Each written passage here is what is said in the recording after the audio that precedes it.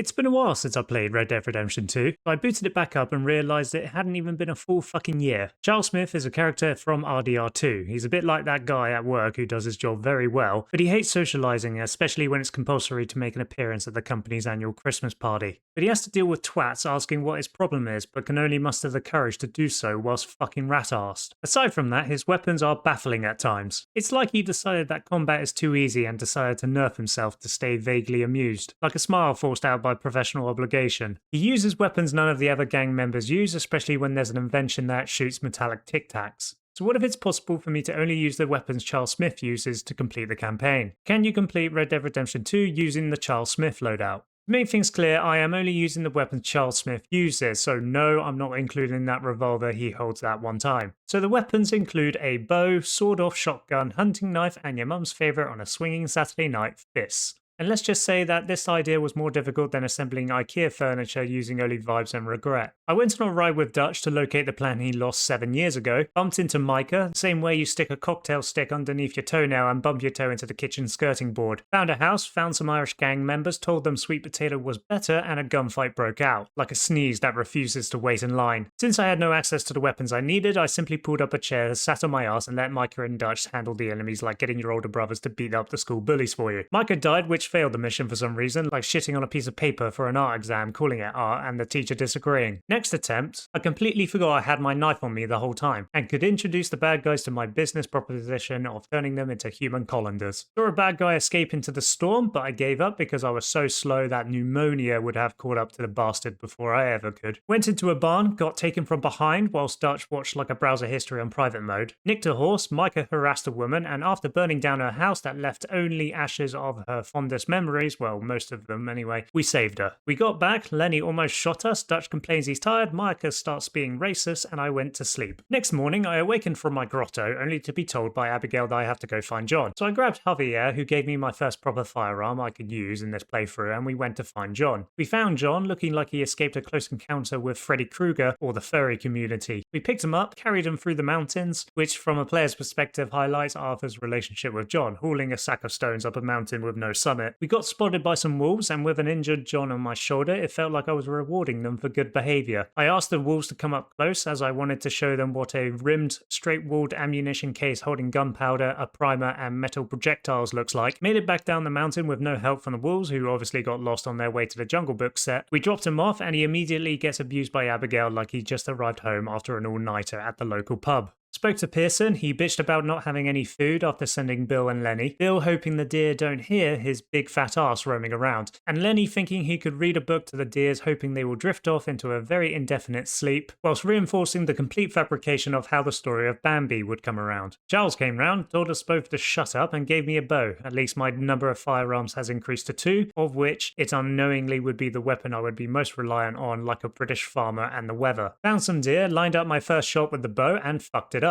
I went to have a quiet moment with myself for reflection, feedback, and reinforcement, like when you throw a tea bag into the bin and the bin liner comes off the edges and folds in on itself, which could only be summarized as a fucking nightmare. We got both of the deers and made our way back, ran into a bear, and almost went over and said hello to him as if his name was Kenai and we don't believe in natural selection. We rode onwards and made it back to camp. Dumped the deer on the floor, skinned it, and hanged it up to dry. Moving on, I went into the bunkhouse and said hello to the guys. Lenny says that Micah's death would be a cause for a national holiday, and Bill got punched for laughing at it. Very good listen here, kids. Remember, if someone burns you with a zinger, punch the person that laughs the loudest in the face, because deep down that person is a sheep, and the only place a sheep belongs in is a shepherd's pie. Alternatively, you could just not be a little bitch about it and take that decisive humbling, you fucking wet wipe. Dutch gave me a gun I couldn't use, and presumably a noose to hang myself with. We rode to where the O'Driscolls were located, peeped on them for a bit, and saw them having a domestic. Colm was slapping him about like he took dating advice from Chris Brown. We climbed down the mountain, crouch walked like we desperately needed a shit or serious medical attention, and we infiltrated the camp undetected due to our knowledge of the O'Driscolls' wanking schedule. Told Dutch to tell the gang to attack, which makes me think about how pointless middle management is. We attacked the enemies and I became so accurate with my bow you could call me Eagle the Archer, but unlike him, I could handle fundamental arithmetic as well as manual estimation.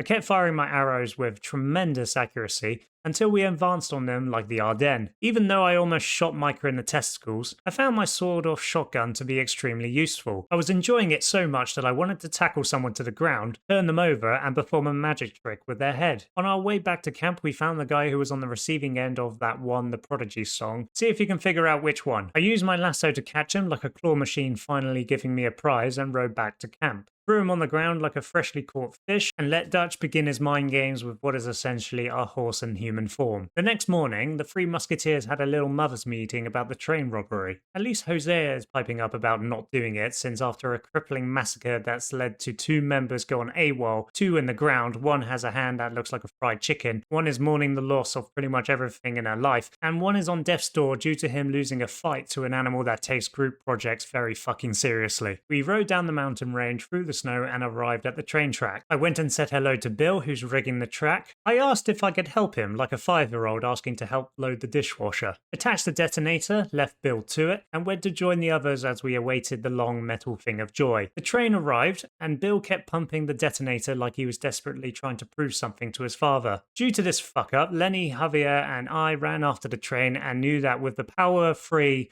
leads to everything being sorted by me. That's for certain, as Javier bounces off the train like a loose digestive from a McVitie's truck. I helped Lenny onto the train and realised the game gave me none of the weapons I was allowed to use, so I either let Lenny take them out, or I run up to them, tackle them to the floor, and quickly slit their throats like it was a misguided attempt to cure throat cancer. Not gonna lie, this section was a fucking nightmare. Using my knife to dispatch enemies wasn't the issue. It was Lenny having the same life expectancy as a dish of cauliflower cheese at a roast dinner. I nearly got to the train, but some guy twatted me with a shovel. He was lucky I was quite generous because I waited until we crossed the chasm of death before throwing him off the train. I stopped the train, I tackled a guy off the top of a train car and slammed him into the ground. I died shortly after that as a cruel lesson for not being on top for long. We stood outside the armoured cart, having a conversation with the enemies inside that turned into a comedian putting down hecklers. The group shot a few times before thinking that blowing the door with dynamite might be the more effective method. The enemies were led outside and we entered the cart to find the money we came for. I feel like Lenny deserves a fair share of the money, standing there like a wedge of Swiss cheese. Found the money, gave it to Dutch, and I executed the remaining enemies like a slasher villain late for the 3rd act. I set the train on its merry way. And on a side note, as someone who's finished the game several times, how the fuck do people know who robbed this train, judging I never leave anyone alive to utter so much as a decomposing fart? So how does this shit get leaked? Did a fucking rabbit witness this robbery and yap to the government in return for carrots?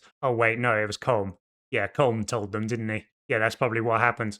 Anyway, moving on. I reunited with the group and we left the mountain in search of survival, I guess. We crossed a river, broke the wheel, fixed it immediately, and saw some folks. Outside Horseshoe Overlook, we picked up Javier like he was a parcel left on the doorstep. Fuck me, I'm still in chapter 1. I need to speed this up. Swanson ran off, I asked for directions, and the guys decided to be difficult about it. Swanson picked a fight with a massive bold man, which means he picks his enemies the same way a clueless chef picks his ingredients. So I had a nice chat with him and diffused the situation pretty well, I think. Chased a witness, knocked him out to be safe, and saved Swanson from being splattered. I went hunting with Hosea, found a bear that looks like Winnie the Pooh went off the deep end. The game changed my sawed-off shotgun for a revolver, which meant despite a bear hopped up on ketamine ripping me to pieces, I couldn't do anything about it. I survived and returned to camp with Hosea. Woke Uncle up and we took the girls into town. Did not help the guy with the carriage. Tilly was being bothered by a guy, so I shot him and failed the mission. This time I just waved the shotgun in his face with meaningful intent. Found Karen, smashed a guy's head against a mantelpiece, Taken 2 style, chased a man who saw us in Blackwater,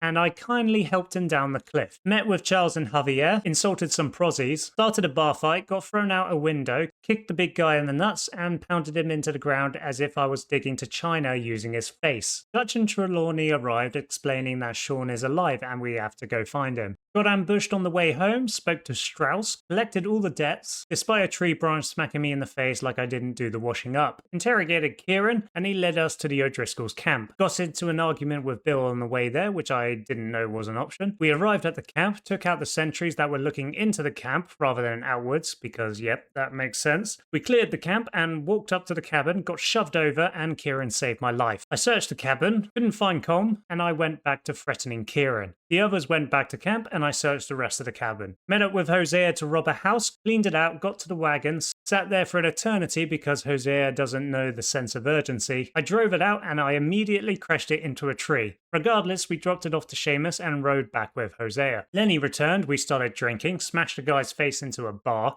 continued to get wasted. Lenny started a fight, we did the can-can, I slapped Lenny, found the guy from earlier, drowned him, got chased by the law, ran into a barrel and got arrested. I sat down on the floor for a bit to think about the stuff we did last night. Met Charles and Javier again to save Sean, we snuck up on 2 guards, stealth killed them, well, one of them. Javier was having trouble with his. We fought our way through the bounty hunters to Sean's location, made the most incredible shot with a bow you will ever see, found Sean, cut him down and rode back to camp. Everyone was having a party while Micah was in jail, so everything was looking up for us. But I had to go save him, so I made my way to Strawberry, met a guy from New York who wanted to know the way there. But he was taking too long, so I sped up the process, broke Micah out of jail and we fought our way out of Strawberry. On the ride out, I ran out of ammo, which was a bit embarrassing, and inevitably this led to my horse dropping dead quicker than Liam Payne. We escaped the law, and Micah and I had a little heart-to-heart about how much of a he's been of late. Strauss lurked out from underneath my bez and told me to go beat the shit out of Thomas Downs. May have gone overboard with the violence as it blew back in my face with a vengeance. Made the long trip back to camp, confronted Strauss for making me do something that I had complete self-control over. Anyway, I visited Mary, she asked for my help, I said nah, and I left, while presumably letting her little brother jump off a cliff like a seagull realizing he can't fly. Moving on, I spoke to John about his plan to rob a train. I stole an oil wagon with no drama, dropped the oil wagon by an abandoned shed, and I ran across what felt like the entire US landscape because I forgot to tell my horse to follow me. And I can't whistle him over either because of the distance or he's just giving me the cold shoulder. I took Jack fishing, stopped him from starting a fight with government agents, and dropped him back at camp. Met up with Sean for the train robbery, and despite having the sawed-off shotgun stuck to my back like a clingy taxman, I managed to knock over a glass bottle with what I imagined to be magic. We finished robbing the train just after Sean passed his HIA tests, and was given the thumbs up from the concussion fairy, saying there wasn't really a brain to get concussed, so play on. We got into a gunfight with local lawmen and managed to escape with the money. Micah is still a He invited me to a robbery. It was going smoothly until I pressed the wrong button and got off my horse mid-chase. After catching up with the coach, we couldn't cross a river without things going wrong. We'll have to be careful going forward. If we're robbing someone, make sure not to rob yourself accidentally. We fought off the potato eaters, and we got the money, which I will inevitably blow on hats. Saw John reminiscing about a disgruntled memory of not getting the lead role in a nativity play. We had to rustle some sheep, which meant shooting ranch hands from a distance. Now this is going to be an issue here because, well, Charles does use a rifle, so maybe I could get away with it. It didn't matter in the end because after handing in the sheep and getting a right financial shafting, we got ambushed by Cornwall's men because we robbed his train. This hostage standoff was a bit of a nightmare. Since the game replaced my shotgun with a revolver, like your mum replacing your chocolate bar with a piece of fruit in your packed lunch, I couldn't really do much to pacify this without firing my revolver. If I pulled out my gun and didn't shoot, John and Strauss die. If I tried shooting the weapons out of their hands, they die. If I simply didn't do anything, Dutch runs out of things to say and it turns into a Monty Python script. For God's sakes, Arthur, will you get to it?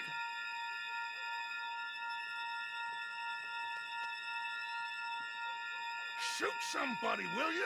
And they still die. So I couldn't beat RDR2 with Charles Smith's loadout. If you do want me to continue the game with this loadout, then let me know in the comments. Otherwise, I'm going to sign off now because I really need a shit.